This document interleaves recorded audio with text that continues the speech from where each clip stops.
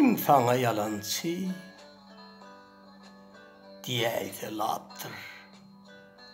Sen hakikat, sen doğruçul, çın dünya, atalar söygüden seni yasaptır. Pederlerden yörelgeli min dünya.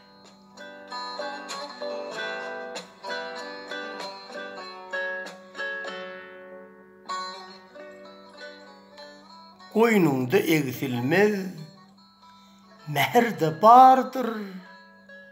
Elbette yigrencem kahar da bardır. Kara kışam bardır. Bahar da bardır. Isı tomuz salkın güydülü sen dünya.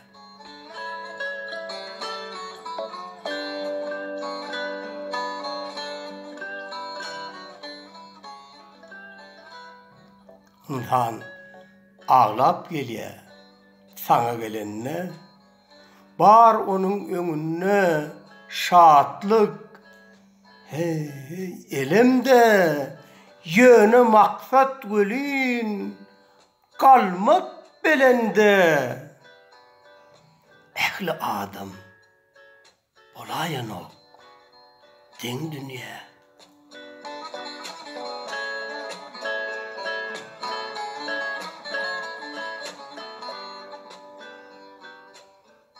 Kimin koyodudur pikri oy, yaxşılığa yardır ol ömür boyu.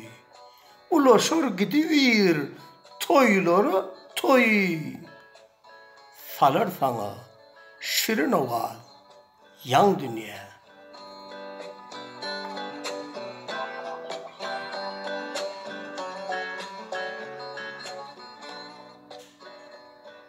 Sen kimlerin yetmedini yetiriyen, oğlanları cahillığa götüryen, cahilleri kamilliğe ataryan, parladıp alnına yaktı gün dünya.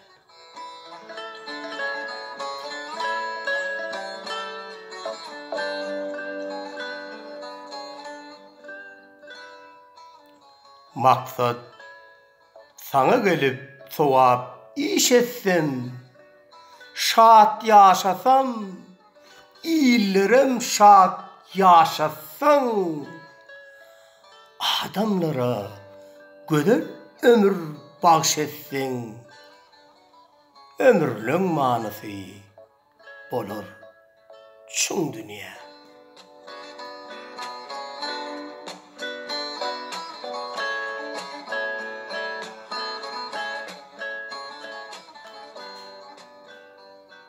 Bu aşrı menin Yürek Ovadı adlı kitabımdan alındı. Hoşgeni after okudu. Köp sağ olun.